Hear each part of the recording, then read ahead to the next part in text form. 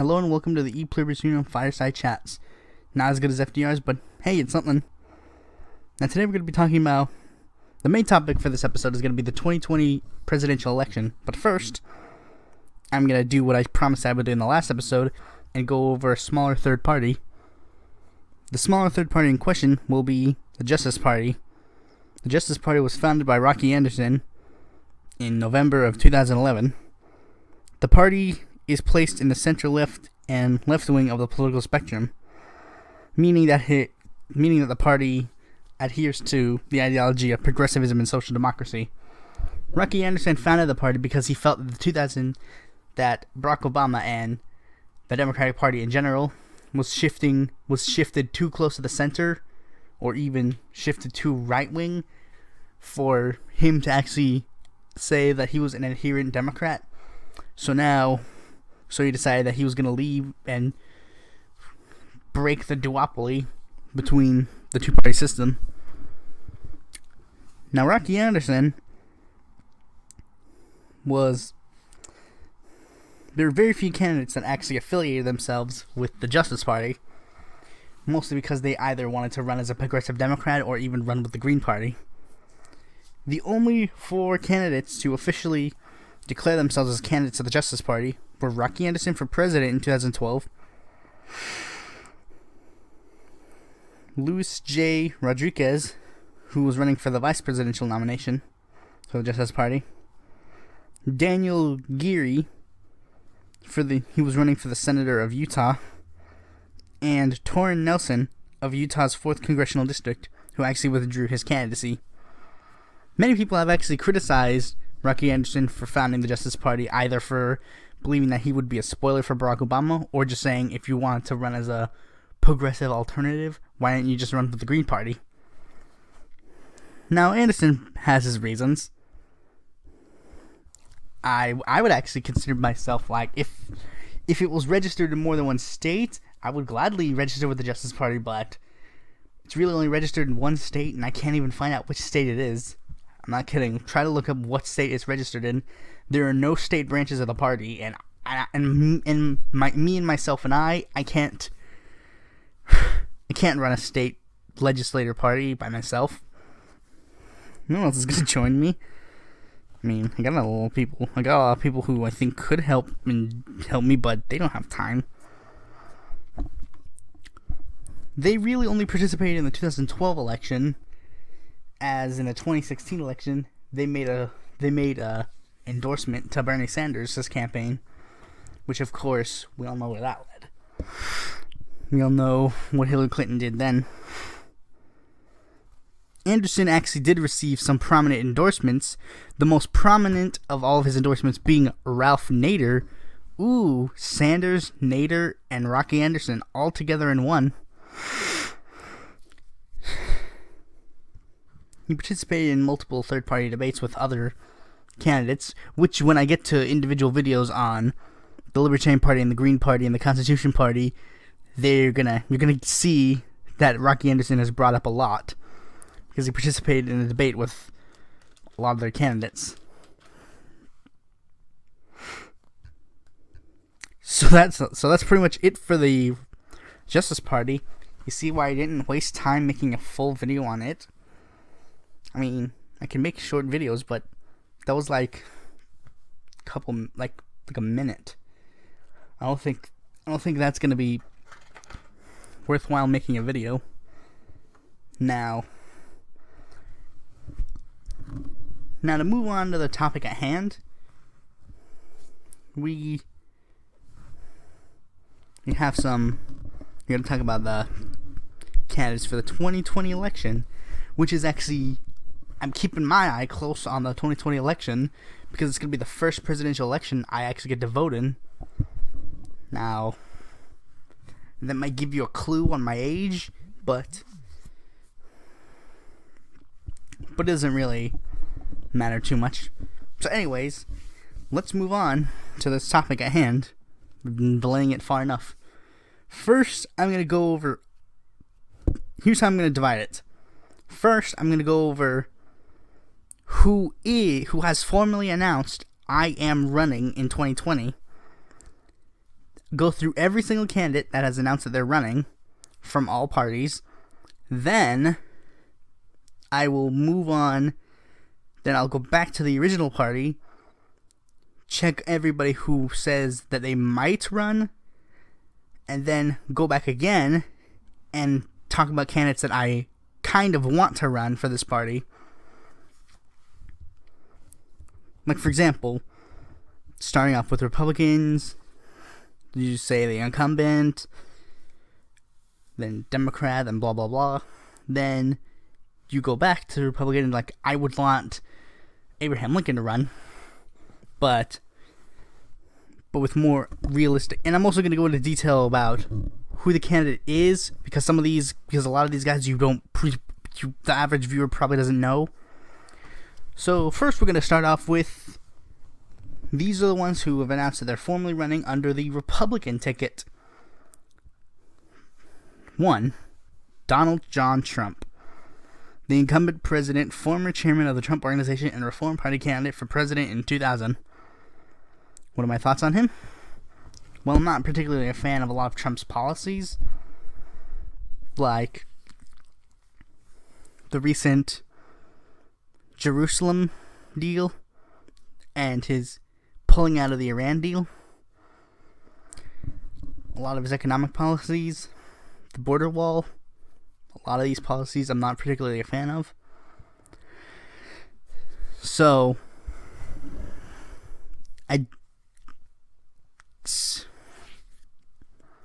I find Donald Trump kind of unpresidential.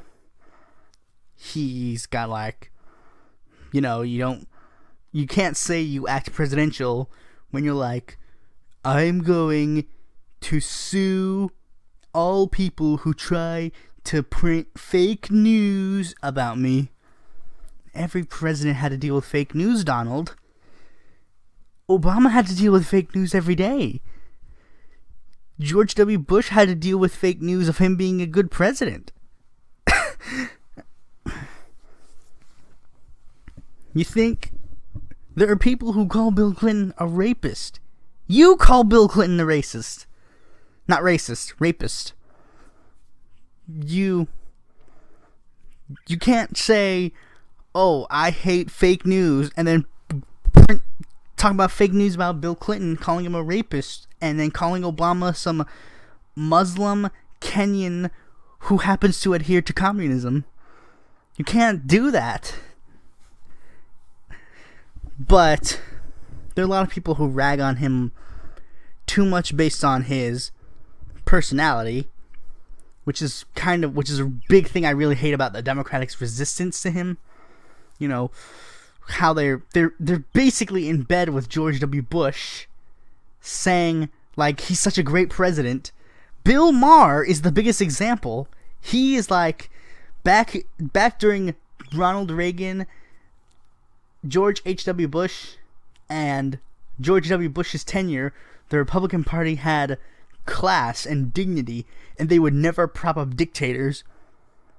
Bill, I hate to break it to you, but every single president has at least propped up one dictator, even ones that I like. I'm pretty sure LBJ didn't, but I'm not entirely sure. FDR probably didn't either, actually. But, maybe a lot of other presidents that I think did. Teddy Roosevelt had a bad foreign policy altogether, so he didn't exactly. I don't think he propped up any dictators, but he did do a lot of hawkish things, despite his overall progressive ideals. It's a reason why I think the Democrats are just gonna fail in 2020 unless they follow basic rules. If they do what I will suggest them to do, because when I get to the Democrats, I'm going to give them a suggestion very simply. I'll get to it. You sit on your edge of your seat, wait for this. But the Republicans, they pretty much have a shot unless the Democrats follow this rule. So anyways, the next candidate, Jack Feller, a perennial Republican candidate since 1988 and the nominee of the Prohibition Party in 2012. Now, I don't want to give too much away about him. I said the basics about him, but I want to go into more detail about him because he actually has a video. There's a whole video planned about this guy, Jack Feller, and you'll see why. My thoughts on him, I don't like his platform. I'm just going to give it to you straight up. I don't like his platform. I think his platform would be abysmal. But so does the Republican Party. That's why he's never been nominated by the Republican Party. The Prohibition Party has nominated him once. The Prohibition Party, again, I mean, go Prohibition Party for running candidates. You have every right to do so. But come on, you guys haven't been relevant since like the 1800s.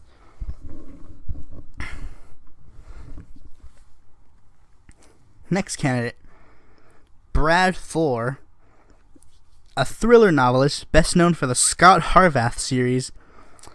Now,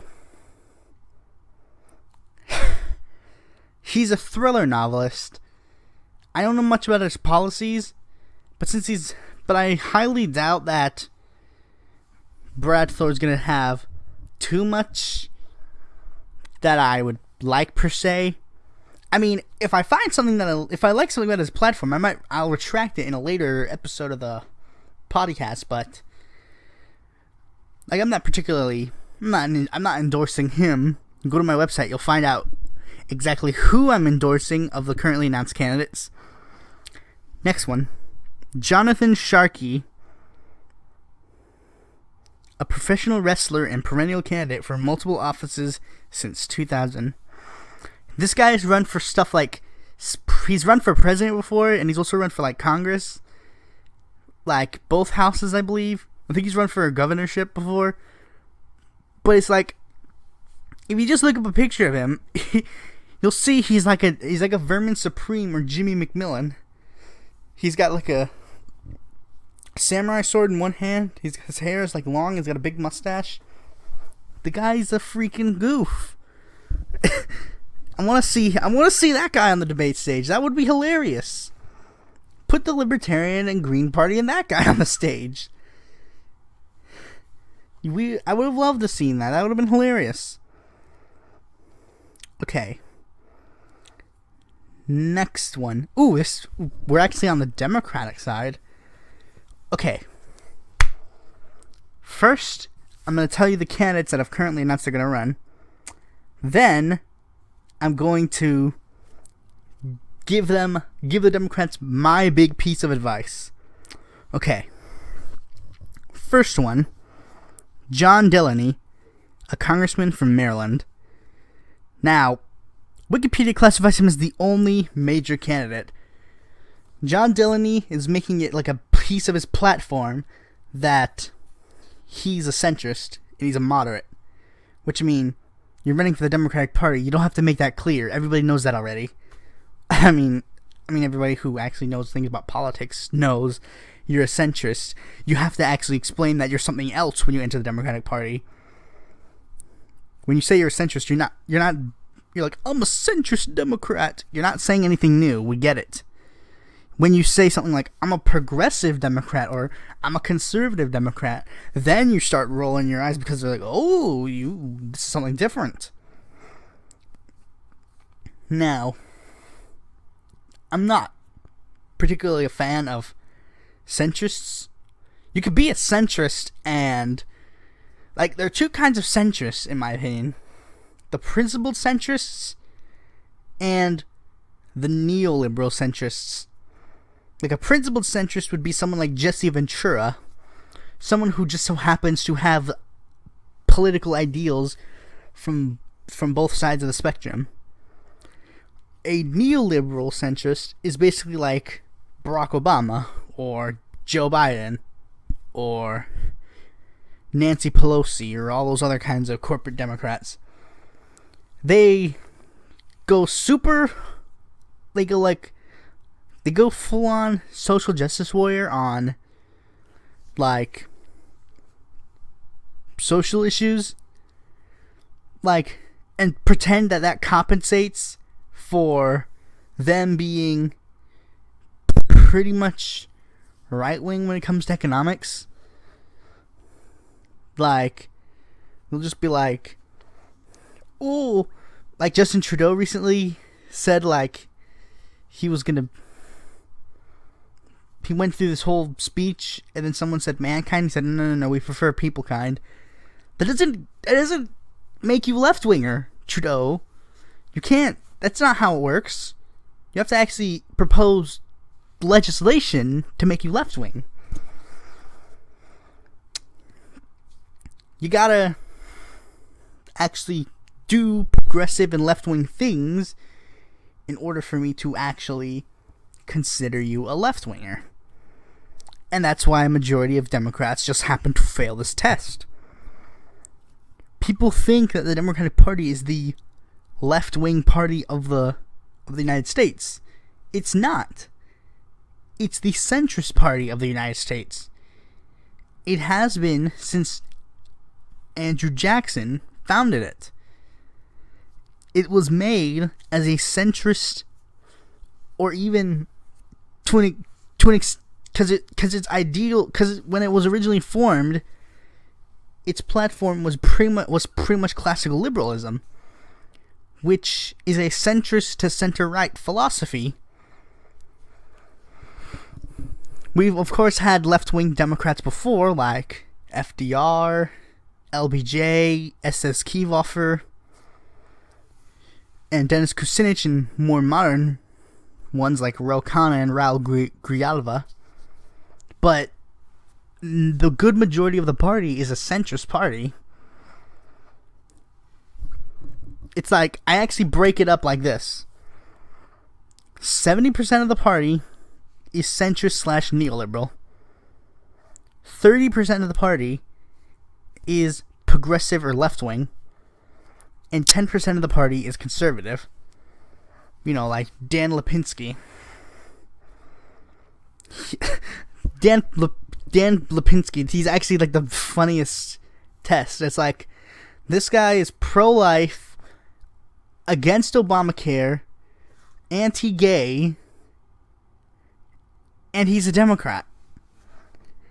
He fits the bill for a Republican 100%, but he's just not. It also kind of shows that the Democratic and Republican label is just a label. Like, nobody has complained to Dan Lipinski. Like, wait, I forgot. Can't they expel him from the party? Because I remember John Tyler was expelled by his party. This is something I'm picking up just now. Can't they expel Lipinski from the party? Well, I know why they won't do that, because they'll lose a vote. But if you want to show that you're a dignified party that respects, your constituents, your voting base, wouldn't you want to expel someone who doesn't represent your voting base? But anyways, back to the subject at hand. Sorry for my little rant there. The next candidate, Roque de La Fuente, and I'm gonna take a deep breath here because he's done a lot in the past years. He's a businessman and candidate for president in 2016 under the Democratic Party, then later ran as a member of the Reform Party and American Delta parties. He was the senator from Florida he ran for the candidacy of the senator from Florida in 2016 under the Democratic Party. He ran for the mayor of New York in 2017 under the Republican Party and is currently running for the senator of California under the Republican Party. And he's announced that he's going to run as a candidate in 2020 as a Republican. Now, Roque de La Fuente is actually kind of what I believe is like I mentioned earlier, how there's like two kinds of centrists, the neoliberal centrist and the adherent, like they actually stand for what they believe in, centrists. De La Fuente, I believe, is actually one of the ones that is standing up, like he actually believes what he's saying. He's not like just saying it so he can get like corporate money. Because I've seen him in debates. He's talking about how he wants to take what's best from both worlds and wants to unite people together. I've seen how he debates. He debated Daryl Castle and Gloria La Riva in 2016 under the free and equal debate. He, alongside those two, Gary Johnson, Jill Stein, and of course Trump and Hillary were invited to debate. And Evan Mullen. The rest of them declined except for Castle, De La Fuente, and La Riva. Each of them were like different kinds of candidates. They all represented the farthest you could go on each part of the spectrum. Castle was far right, La Riva was far left, and De La Fuente was radical centrist. And I kind of don't want to spoil it. I would like for you to see the debate for yourself, but I'm gonna say that they held themselves a whole lot more responsibly than Clinton and Trump. Like, they agreed. Like, there are moments where Castle would literally say, I agree with my socialist friend here. They kind of represent what people expect from presidential debates. And despite the fact that their microphones weren't even that good.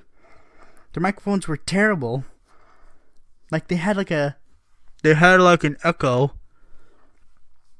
But they held themselves in a responsible way and actually discussed issues presented. What are my thoughts on La Fuente running? I think it's fine. I mean, I'm not going to adherently endorse De La Fuente, despite the fact that he was endorsed by D's Nuts, the 2016 candidate. He would be... I think he'd be fine as like a governor or something. He should probably run for a governorship pretty soon. I mean, with our luck, he's going to. You've seen his list of accomplishments. President, running to be president, senator, mayor, and another senator. He's like Mitt Romney. He moves from state to state to state. So, luck to De La Fuente. I hope the Reform Party takes you back. Next candidate, Jeff Boss, a 9/11 truther and perennial candidate for multiple offices since 2008. What are my thoughts on him? Well, I disagree with him on the 9/11 truther stuff. Like, it's not that good. Like, I'm not a 9/11 truther. But, I mean, I haven't seen much of his platform. In fact, I'm actually looking up some of his platform as we speak. Because, for all I know, his platform could surprise me.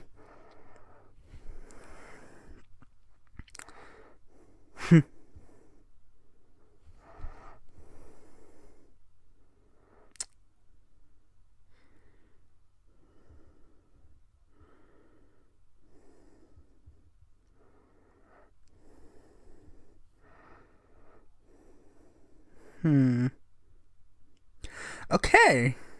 There are some things I like legalizing marijuana and free internet college.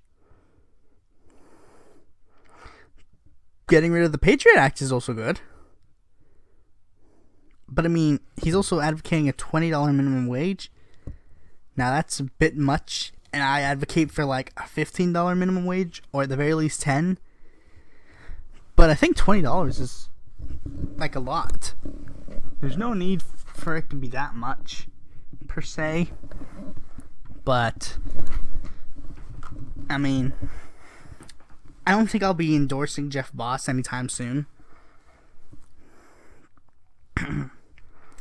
Next candidate, Harry Braun, a renewable energy consultant and researcher, Democratic nominee for the U.S. Representative from Arizona in 1984 and 1986, candidate for U.S. Representative from Georgia in 2018, and candidate for president in 2004, 2012, and 2016. Okay, first of all, Harry Braun made the dumb decision of trying to run in 2012. Okay, we're gonna have to accept that. Obama was going to win the nomination regardless. His poll numbers were high. People loved him. There was no reason for him to run in 2012.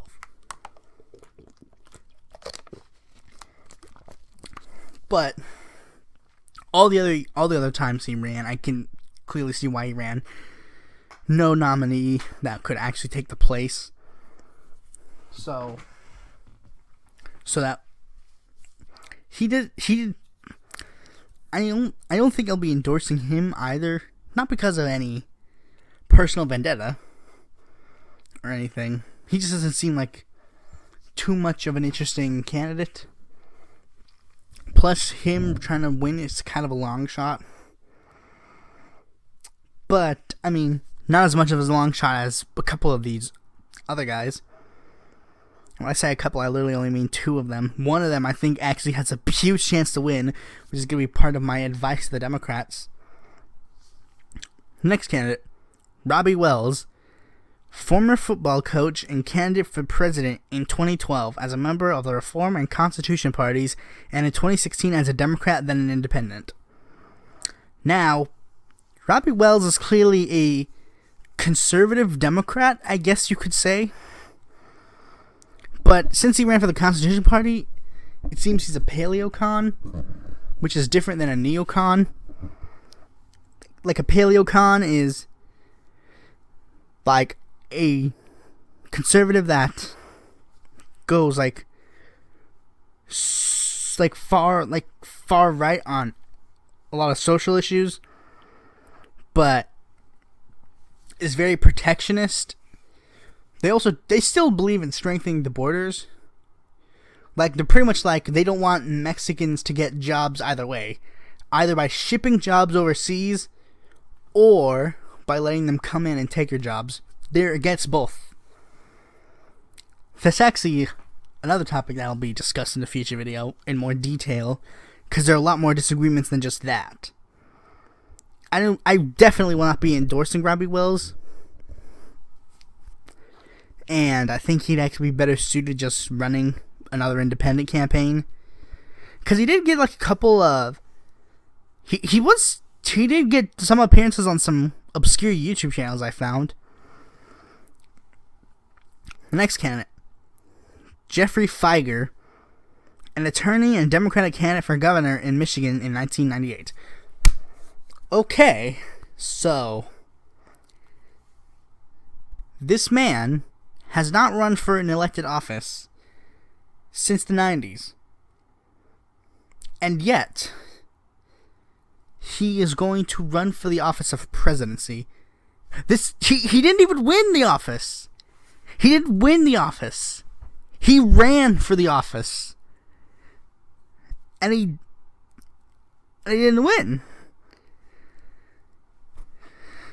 I mean, it's fine if you run for an office and then run for president, but he couldn't have run in 2000. He had to run in, like, I'm pretty sure nobody in Michigan even remembers his gubernatorial campaign. It's, why? Why would he do this? This is a dumb idea. Okay, the last, but certainly not least for the Democratic side, we have Andrew Yang, an entrepreneur and founder of Venture for America. Okay, now, Andrew Yang, I fully support Andrew Yang if certain candidates do not run. As of as of May 21st, 2018, I am 100% backing Andrew Yang for president in 2020. Let me explain why. Andrew Yang is the only currently announced candidate for 2020 that has at least 90% of what I want in a candidate.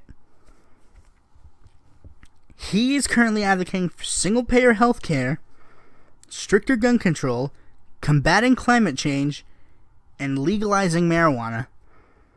Currently, no other candidate that has formally announced their intention to run in 2020 has those in mind. There are some potential candidates that have those in mind, but out of the currently announced candidates, nobody else has. Now, there are some issues where me and Yang are in disagreement. Like, for example, one of his major pushing points for 2020 is universal basic income. I do not support universal basic income. No particular reason why. I just don't feel it's feasible. Universal healthcare is feasible because many people have given me the numbers to back up universal healthcare.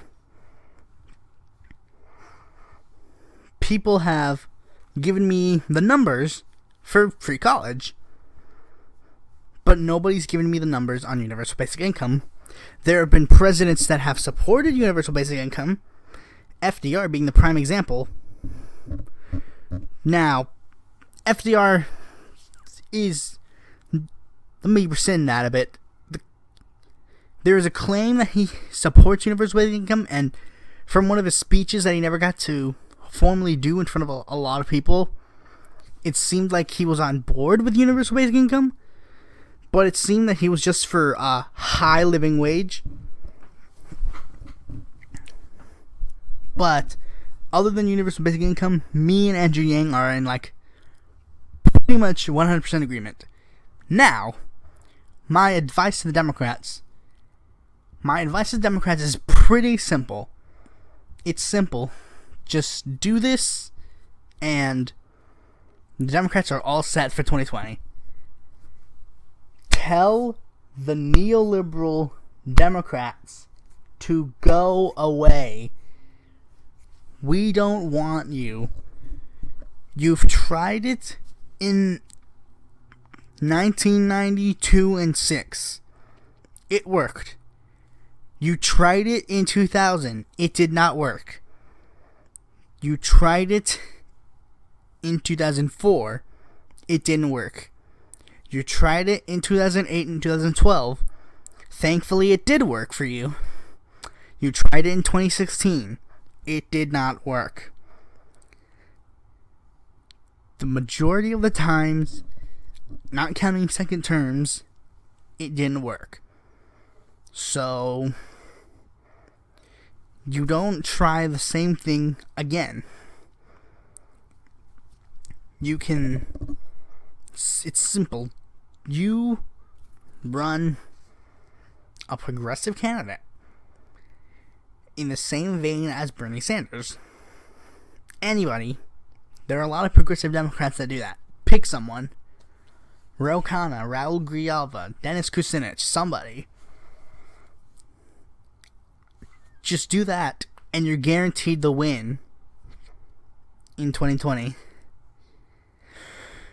You got it in the bag. It's not that hard to beat Donald Trump. Just run a progressive candidate, and you win. You got that? Okay. Now moving on to the Libertarian Party. We have Adam Kokesh, a libertarian peace activist and congressional candidate for New Mexico's 3rd Congressional District for the Republican Party. Now, Kokesh. I do not endorse Kokesh in the slightest. Me and him are pretty much in agreement on social policy, as literally everybody with libertarians, everybody agrees with half of what they say unless you're another libertarian. Now, he isn't just a libertarian. He's not a classical liberal like Gary Johnson. He's not a minarchist like Ron Paul. He is an anarcho-capitalist. What is an anarcho-capitalist, you may ask? I'll explain it very simply with his one piece of legislation. He wants to go into the United States White House, sign an executive order abolishing the U.S. government, and then walk out. Now, to be fair to Kokesh, he's kind of also, there's more to his plan than just that. I'm just paraphrasing his plan. But basically, he wants to abolish the United States federal government. Now, I don't think that feasibly can work. Because, well, then what happens to the military?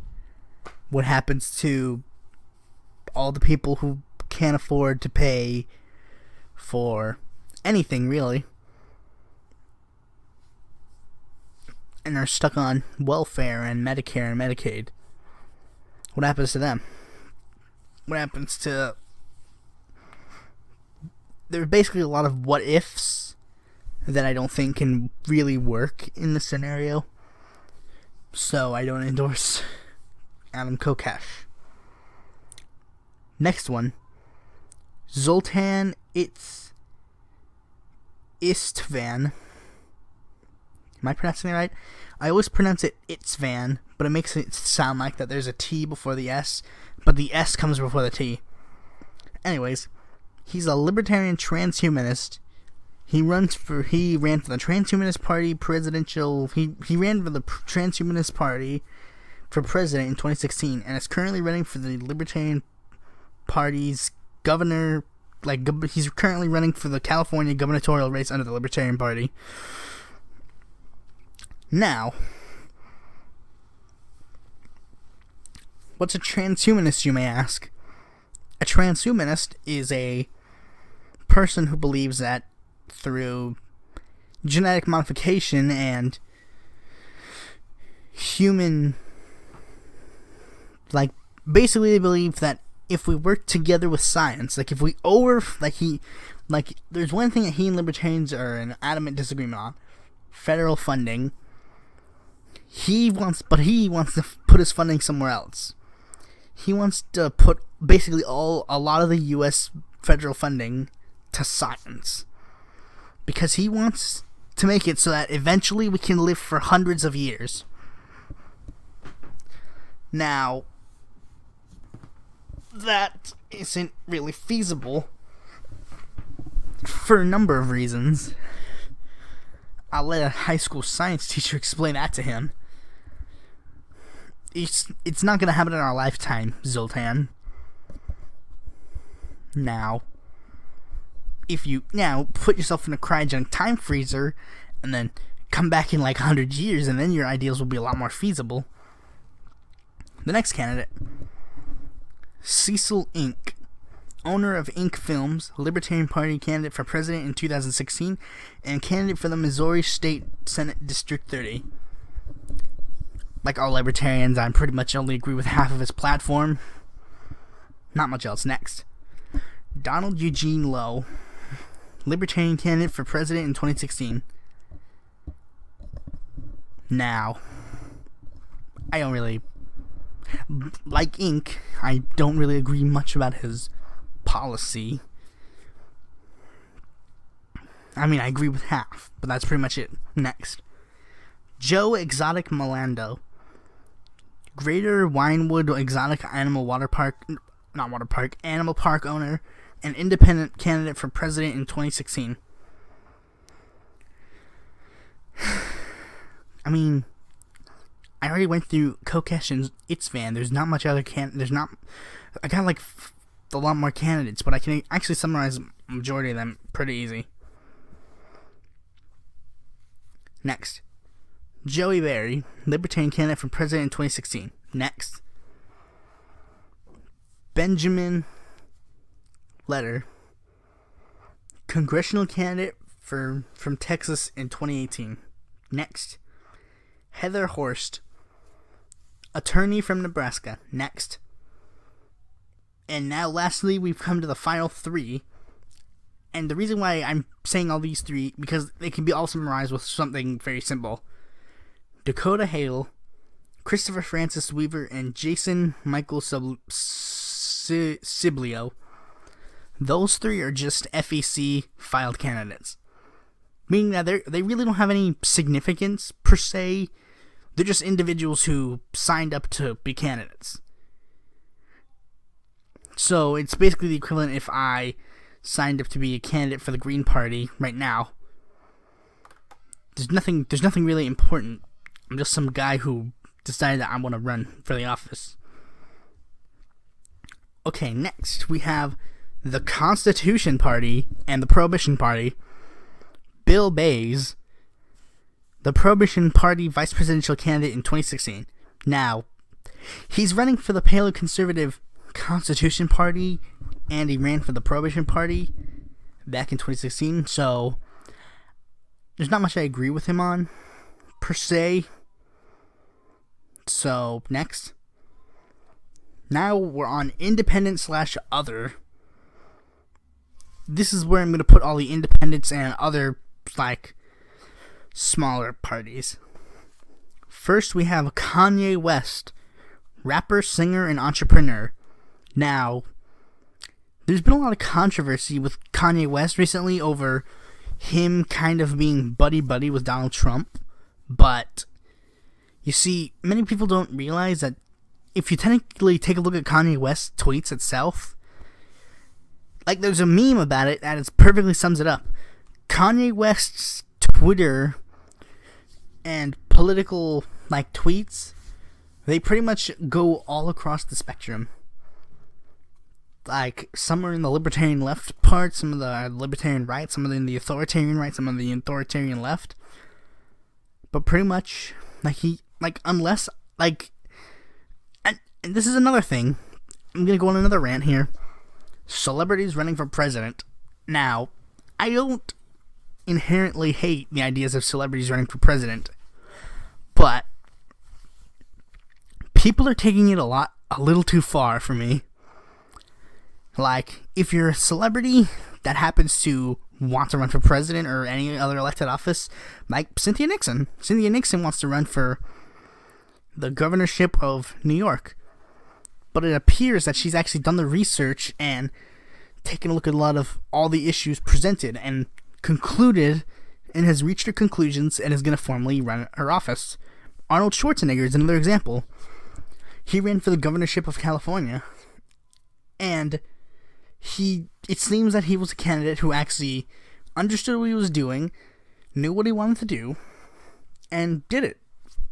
Jesse Ventura is another prominent example. Did they particularly all have great ideas? Some do, some don't. I agree more with Cynthia Nixon than I would with, say, Arnold Schwarzenegger, and I agree with some of what Jesse Ventura says, but people are like just throwing random celebrities' names out there for nominations for president, and it's getting stupid. Like, people who want like the whole Oprah controversy, like the whole Oprah should run for president, which I would not support in the slightest. Why? Because she is pretty much the same as corporate Democrats. Like that's her. She was actually, even to the point where she was even for the Iraq War. She was for the Iraq War, not against it, for it. Alright. So, exactly why should I trust her with the presidency? And even more recently, the Democrats have actually been throwing, some Democrats have actually been throwing Stormy Daniels' name into the fray of 2020 candidates. This is actually kind of the stupid thing. They've been throwing Stormy Daniels' name for the presidency as a Democratic candidate. Now, this is the big problem with that.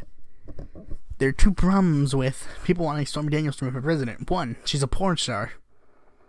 Two, this is actually kind of irony for the Democratic side. Stormy Daniels is a Republican. She's a Republican, and people want her to run for president on the Democratic Party ticket. I think it's kind of hilarious. People who accuse the Democrats of being just Republicans who like gay people, they're not helping their case by saying we want to nominate Stormy Daniels. On to the next candidate, we have Dan Ratner, journalist and newspaper publisher. Now, he actually hasn't really said much about what he wants to do as president, but and neither has the next candidate, where we have Lawrence Johnson, the former football player. These two haven't really formally announced, they've announced that they're running for president, but they don't have much of a platform per se, as I think, as a guess, technically it's way too early to count. Okay. Next candidate. This is actually going to be kind of fun. We have Vicente Fox, the former president of Mexico, representing the National Action Party. Now,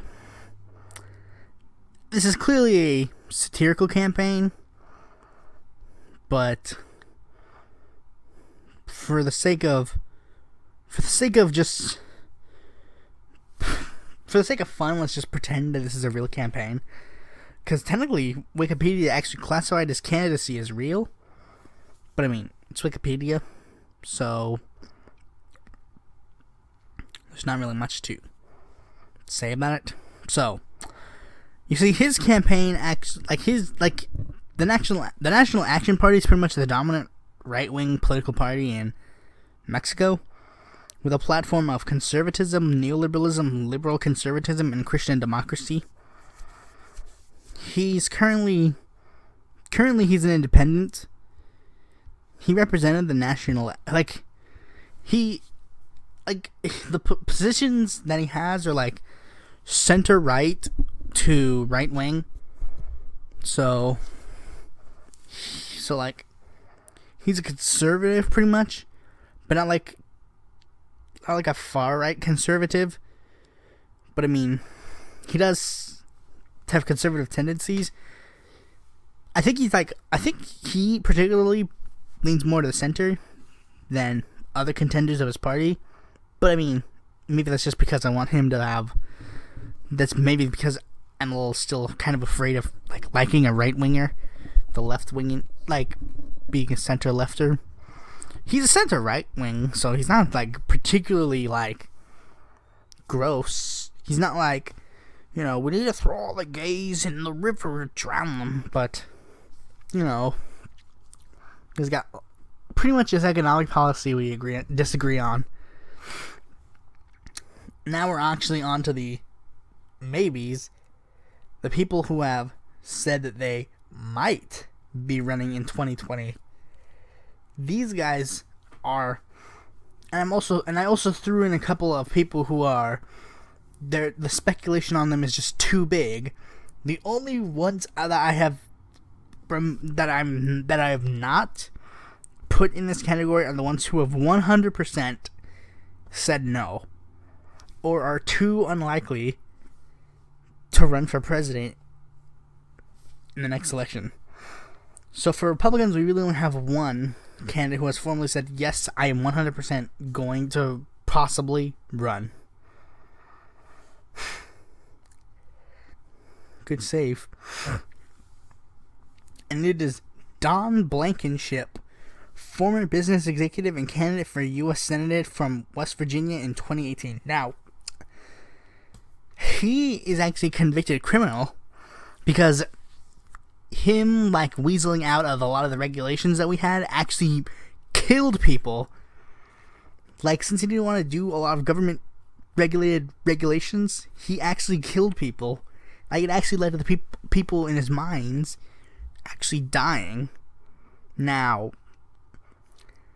even if you're against regulations, you're probably like, dang, that dude screwed up.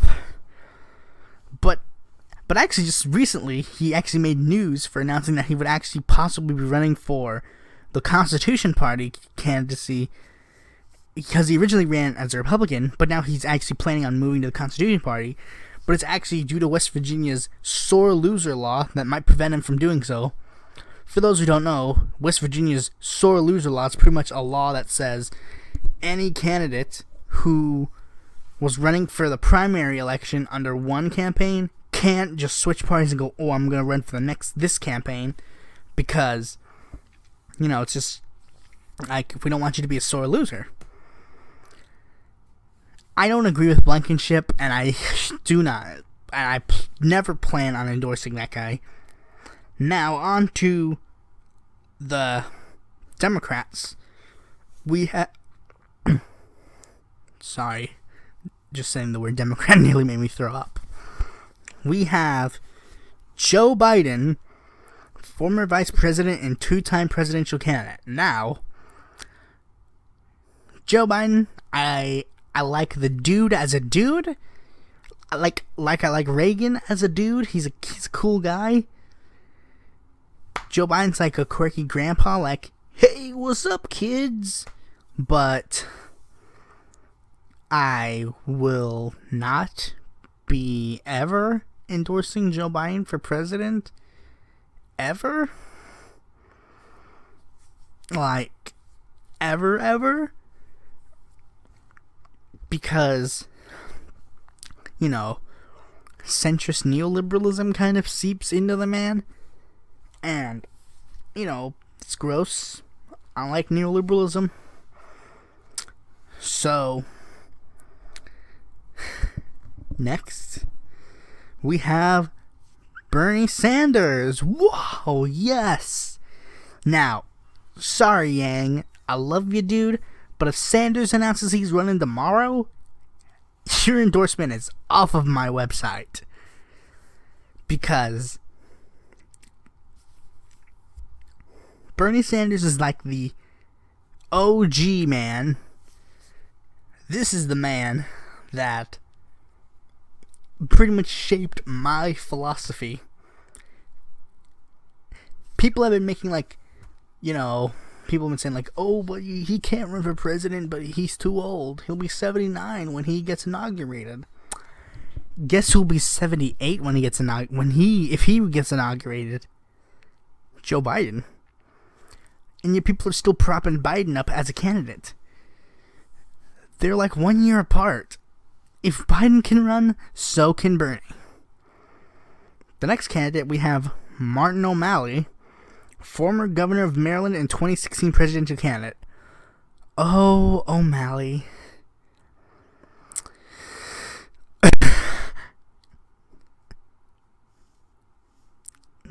O'Malley. Yeah, you did such a good job last time. You know what? Why not? I mean, I'd love to see more of your... Actually, to give you a bit of an O'Malley story, this is an actual event. Like, there are two events where, like, there's, like, Martin O'Malley actually had a Facebook event detailing, like, hey, come to my event so you can help support Martin O'Malley. And a lot of people didn't show up. So he held another event, and the only way he could get people to come to his event was if he said, we'll give you free pizza. And this is the kicker. O'Malley, at the end of the event, stood on a table started screaming at everybody, going like, yeah, you guys vote O'Malley. And they still were undecided. They literally just came for the pizza. It's Jeb Bush and Martin O'Malley were pretty much the laughing stocks of the campaign. They were like the nerds that were picked last. Calling out everybody in the comments, if Martin O'Malley and Jeb Bush were the last two people for your dodgeball team, which one do you pick? I want to know.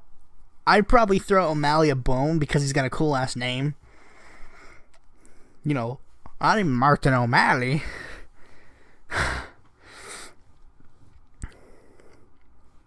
Next, we have Julian Castro, former U.S. Secretary of Housing and Urban Development. He seems to be just another...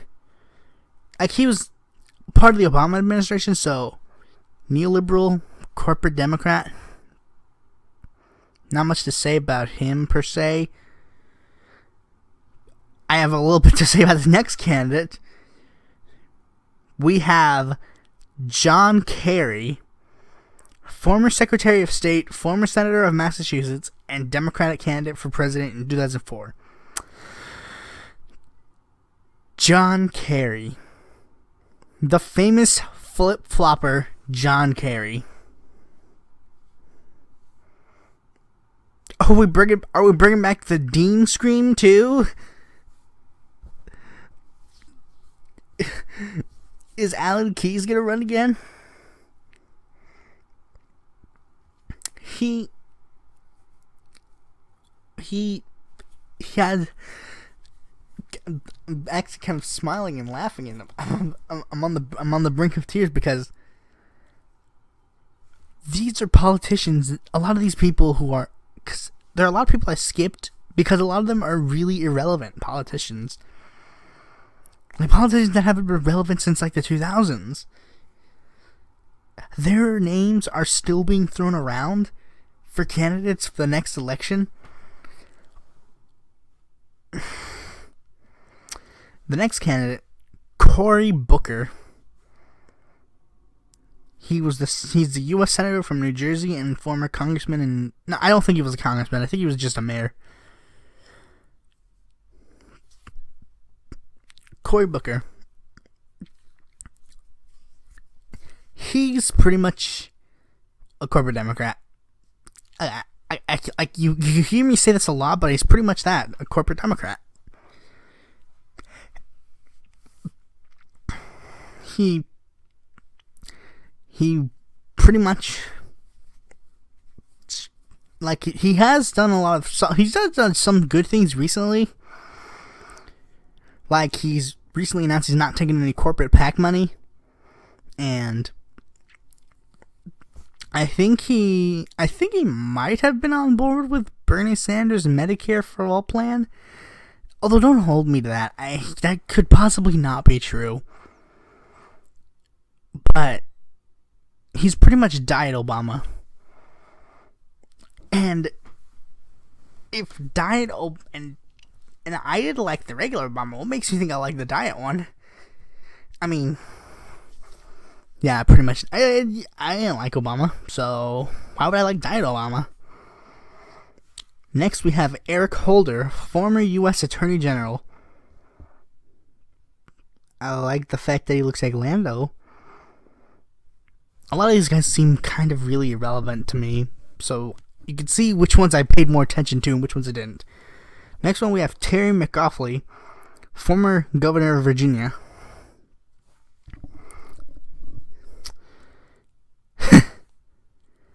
Next, we have Tom Steyer, billionaire hedge fund manager, philanthropist, environmentalist, and progressive activist.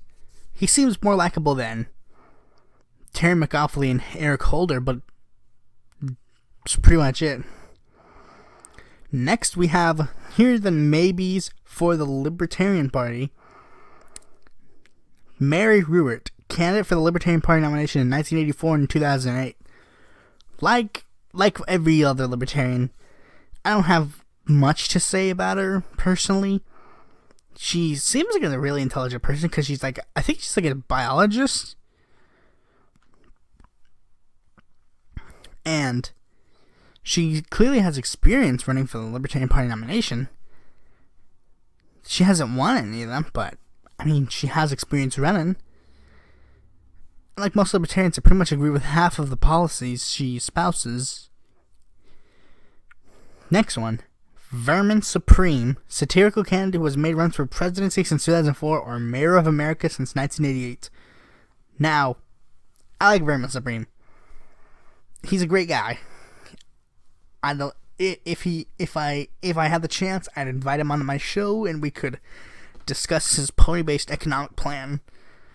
But I mean, the joke kind of runs out eventually. So yeah, there's pretty much. Buy his movie. I could say buy his movie or buy his book. The next candidate, we have Steve Kerbell, candidate for the Libertarian Party nomination in 2016. Now, why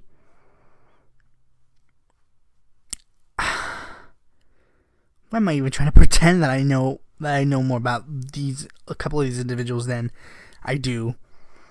I don't. Joe Walsh, former congressman from Illinois representing the Republican Party.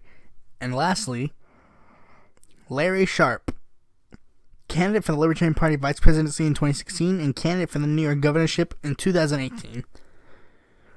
Okay, now moving on to the Green Party, because the Green Party didn't have any candidates that formally announced they're running, but there have been speculations for two candidates.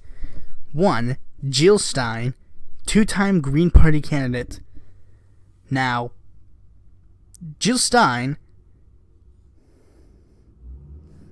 I like Jill Stein. Jill Stein is a really good politician, in my opinion. Despite the fact that people are trying to smear her with the whole, you're a Russian spy. Which, I mean, you gotta prove that there were Russian spies to begin with before you actually say someone is a Russian spy. So, she's got a lot going for her. She has had 2 runs for the office in the past, and they've been rather successful.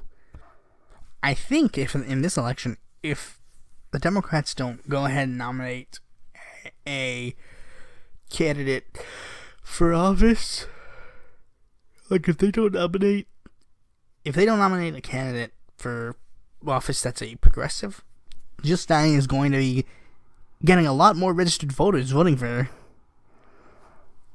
Because it's pretty simple. The base wants a progressive. If they're not going to get a progressive here, they're going to get a progressive somewhere else. Everybody earns their votes. Every candidate has to earn your vote. If the Democrats do not earn your vote, don't vote for the Democrats. And that's what people are going to do. That's what I'm going to do in 2020. If the Democrats do not earn my vote, I'm not voting for them. I'm registering as an independent just so I can vote for whoever I want. If a candidate does not earn my vote in any party, I won't vote, period. That's how it works. The next candidate that has actually said that they might run in 2020, we have Jesse the Body Ventura, former governor of Minnesota representing the Reform Party and the Independence Party of Minnesota. Now,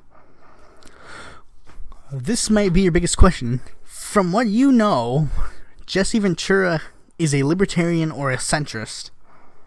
Why would he be going for a progressive party like the Green Party? Well, believe it or not, he actually has a history of progressive politics.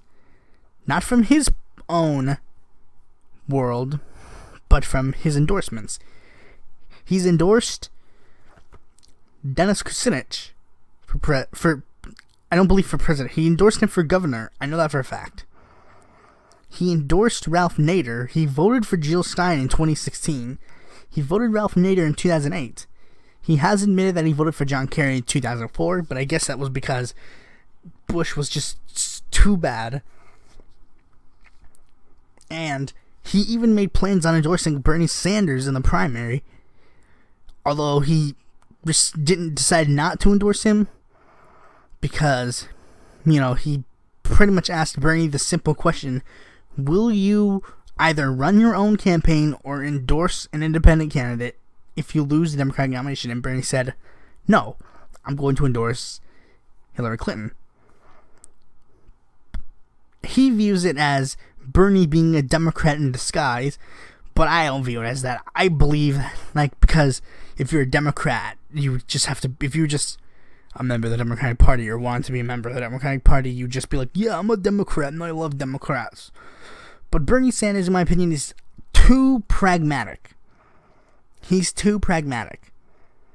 He needs to take a step back and realize you made the run as an independent and won.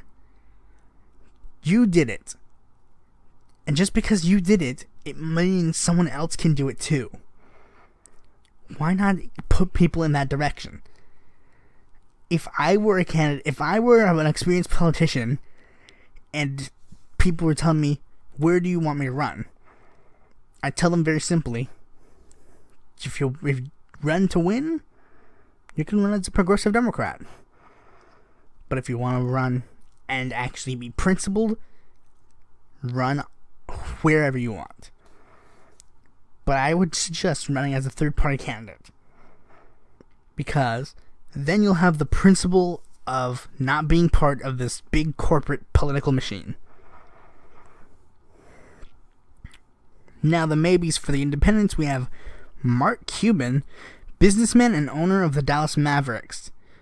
I've seen Shark Tank before, and I think Mark Cuban's actually a really interesting guy. And believe it or not, he actually wouldn't be the first member of the Shark Tank to run for a political office, as Kevin O'Leary actually ran for the Conservative Party of Canada. He ran for the Conservative Party of Canada's leadership. And he nearly won too. He was even actually he was even being called the Canadian Donald Trump, as he was a celebrity who wanted to run for a political office. Now, would I endorse Cuban? I don't know. I haven't seen his platform. Give me a platform. I'll see if I endorse you, Cuban. The next candidate we have is Roseanne Barr, actress and candidate for the Green Party nomination and Peace and Freedom Party nominee in 2012. I already made a video whole about her, so we know that her political campaign is genuine. She's not just saying this just so she can get people to watch her show. She's genuine when she said she wants to run. She might want to run for president. Roseanne may be too far left. She's maybe too far left for me. But if there are no other progressive candidates, she's going to have to get a flat-out endorsement from me. Because, the legalized dank is cool. Now, let's move on to the who I want to run candidates. These are the candidates that I want to run for parties. Many of them are realistic, many of them are outlandish. You'll see why. For the Republican side, we have Ron Paul. Now, much like everything about libertarians, I only agree with half of what he says. But agreeing with half of what a candidate says is better than when for Republicans it's agreeing with nothing. If you agree with... I'd rather have a Republican that I agree with half of the time than a Republican I agree with none of the time. It just seems logical. Besides, Ron Paul's campaign calls for, things that I like. Non-interventionism, leaving the war, etc. So, he's got that in the bag. Now, he... Now, the reason why I put him on the Republican side is because he was a Republican congressman for a majority of his tenure, despite the fact that he was a libertarian at heart. He was pretty much a Republican in name only, a rhino. Now, the next two are actually, like, kind of cheating for the Republican side. We have Robbie Ryers and Mark Whitmire. They are two progressive Republicans that are running for Congress. They're actually outlandish choices to pick, but I definitely would love to see them run.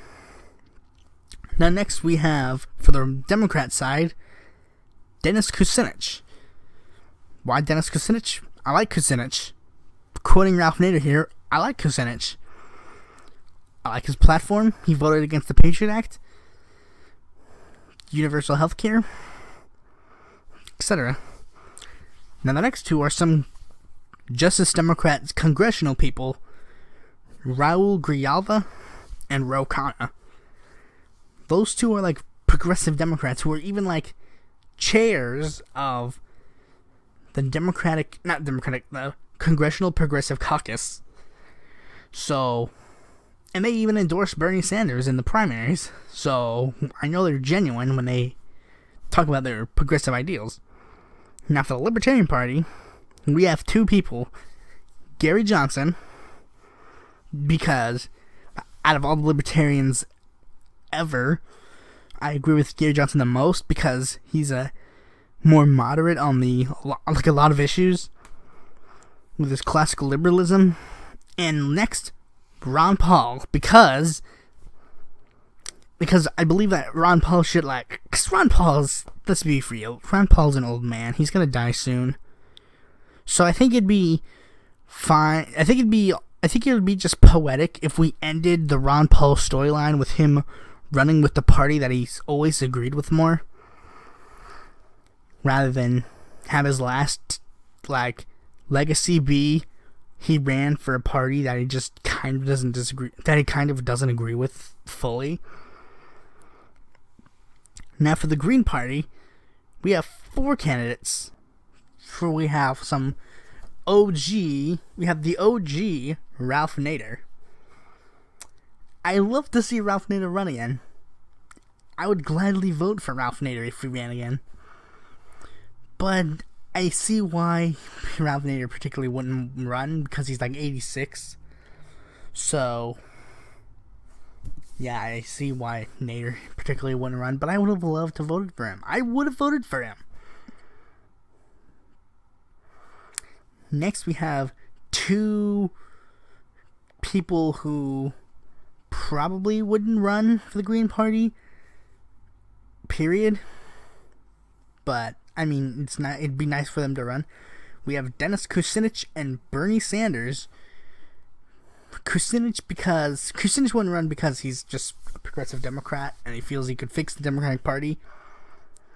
And Bernie Sanders is like, no, we can fix the Democratic Party. I'm like, Bernie, just give up on the Democratic Party. You're not even a Democrat.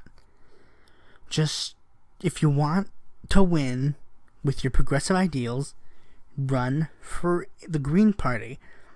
They will gladly give you their nomination. They will literally tell every other candidate to go away just so you would run. They want you.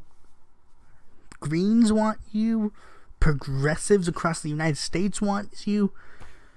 There's no one holding you back except for your strange will for wanting to run with the Democratic Party. A party that doesn't even want you. They don't like you, Bernie, there. Leave. We would gladly have you at the Green Party. Oh, and the next one we have Rocky Anderson. So he can actually have a chance next round. Okay. I think my voice is getting sore, so I'm gonna wrap this up pretty quick. I only have 4 candidates left, so we could wrap this up really quick. Next one we have, for the Constitution Party, Alex Jones. Alex Jones is pretty much just another joke candidate. I think it'd be hilarious if Alex Jones ran. Okay, now we on to these actually aren't independent candidates per se, but they are like you know how I said that it was independent / other. These are some other candidates. Roque Anderson for the Justice Party, obviously already explained. Like Roque Anderson. Now these two are actually running for the Pirate Party. That I want to run for the Pirate Party. One is Lawrence Lessig. For those who don't know who he is, he was a Democratic candidate in 2016 and created Creative Commons. You know, pretty much the ideal. He's like the super pro net neutrality guy. And I think he would fit well with the Pirate Party, as they're like super net neutrality. But the next candidate is actually going to be a big FU to the entire U.S. government. For the Pirate Party, I would also like to see Edward Snowden run for the Pirate Party. Because it's like him when he only follows the NSA Twitter account. It's the literal perfect FU to the entire system that put him to jail. So, that concludes our Fireside Chats. Again, leave a suggestion for what you want me to talk about in the next episode. Do you want it to just be a pure one where it's like I look at news stories, or do you want to continue me just going on one topic every episode with a political party explained in the middle? Because I think I might actually try and do that per se. So leave your suggestions in the comments below. Is it A, news stories or with political party in between, or B, one topic with political party interspliced in between? Feel free to let me know in the comments. Like, again, repeating, because if you want just a pure subject, I'll tell you, if you vote for pure subject, the next episode will be either me ranking all of U.S. presidents, or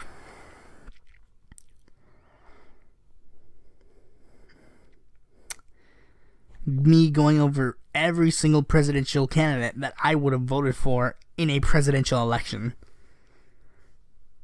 That's the kind of subjects you're going to be getting if you vote for one subject and political party per episode.